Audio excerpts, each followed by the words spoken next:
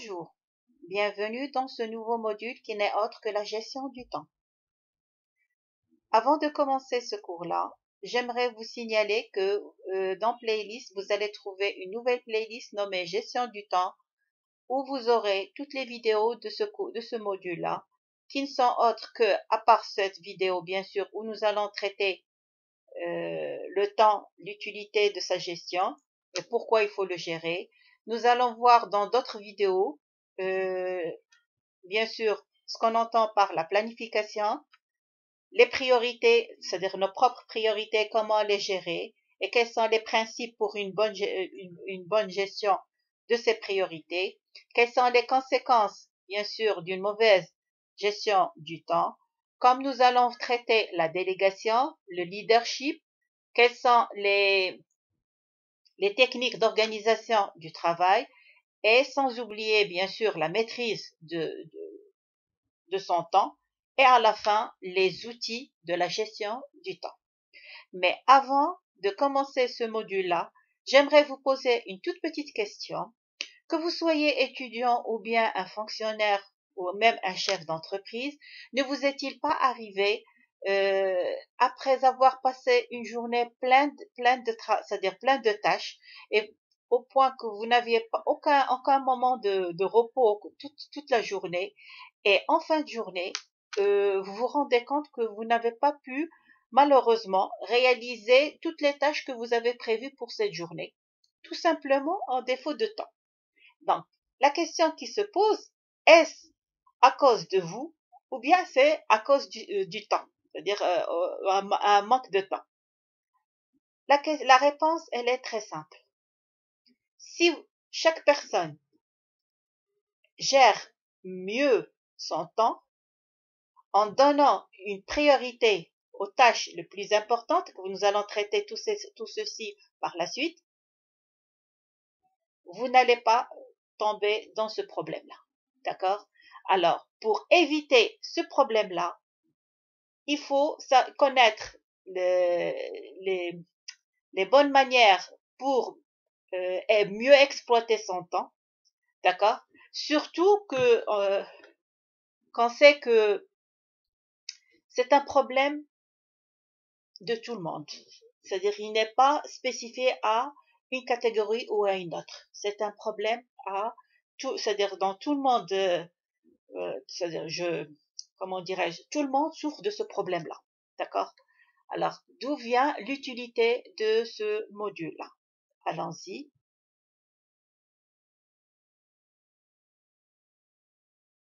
La première question qui se pose, quelle est la vraie valeur du temps? Il nous est très difficile de donner une valeur au temps, puisque le temps, il n'a pas de limite, mais en revanche, il est limité pour chacun d'entre nous selon son utilisation. Cette limitation en fait une ressource rare et cette rareté qui crée sa valeur. Alors, comment gérer son temps? C'est ce qu'on verra tout de suite.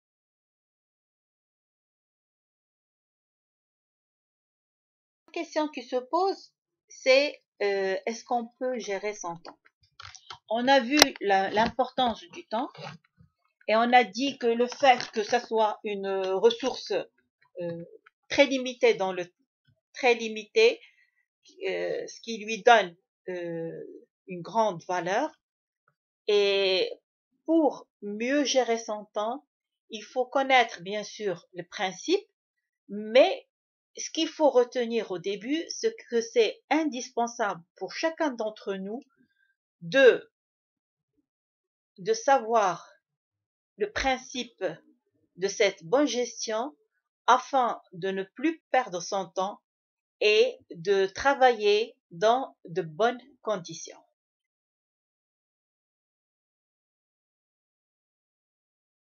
La gestion du temps, c'est un art de vivre. Et en tant qu'un art, ils vont avant tout savoir bien analyser votre emploi du temps. Je vais vous donner un petit exemple. Essayez pendant au moins une semaine d'effectuer un relevé précis de vos tâches et occupations à l'aide d'un journal quotidien. divisé en périodes entre 15 jusqu'à 30 minutes au maximum. Et après, commencez à analyser ce véritable rayon X de votre temps. D'accord? Alors, avant tout, essayez de classer vos activités en plusieurs catégories. Ce que j'entends par catégorie, c'est de distinguer tout d'abord la sphère professionnelle, c'est-à-dire votre travail, les tâches qui concernent votre travail, qui concernent votre vie familiale, les loisirs et la vie sociale. Bien sûr, le temps qu'il faut réserver au sommeil et au repos, c'est très essentiel aussi. Le temps réservé aux formations et développement professionnel, le temps qu'il faut réserver, bien sûr, à vos amis. Et bien sûr, si vous avez des engagements communautaires, là, il ne faut pas aussi l'oublier. Et essayez de créer un équilibre entre ces différentes catégories. Le fait d'établir cet équilibre-là, ça va vous permettre à mieux gérer votre temps et à travailler dans un contexte bien, c'est-à-dire dont vous allez être bien à l'aise tout en effectuant vos différentes tâches sans vous oublier bien sûr dans le travail et enfin, c'est-à-dire à la fin, vous allez être à l'aise du fait que vous avez donné à chaque chose, c'est-à-dire son temps. D'accord?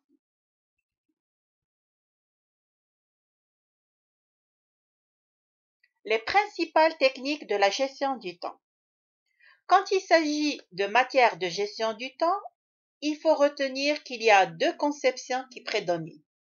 Tout d'abord, tout planifier à la minute près. Cette planification, normalement, n'est possible que pour certains projets et pas pour d'autres.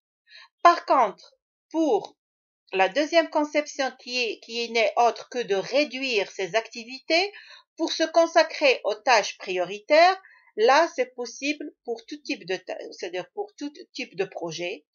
Il suffit de connaître ses priorités pour mieux les classer et bien sûr les établir.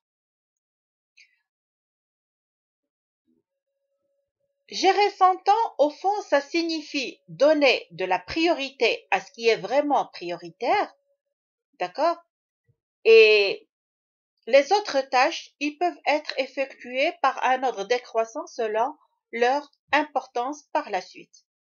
Donc là, je répète encore une fois, dans ce cours-là, je donne les choses grosso modo, sans entrer dans les détails. Et ces détails, bien sûr, nous allons les traiter dans chaque chapitre, bien sûr, selon, comme je l'ai précisé au début du cours, c'est-à-dire pour voir les priorités, là, ça va être consacré dans un chapitre spécialement pour les priorités, et ainsi de suite. D'accord?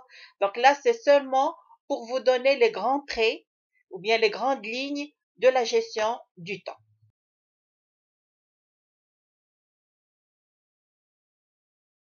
À la fin de ce premier chapitre, donc, où j'ai essayé de vous expliquer ce qu'on entend par la gestion du temps et son utilité dans notre vie quotidienne, que ce soit personnel, professionnel ou bien même au niveau de nos études, euh, nous allons passer, bien sûr, dans une autre vidéo, je vais vous traiter, où je vais traiter les dimensions d'une bonne planification.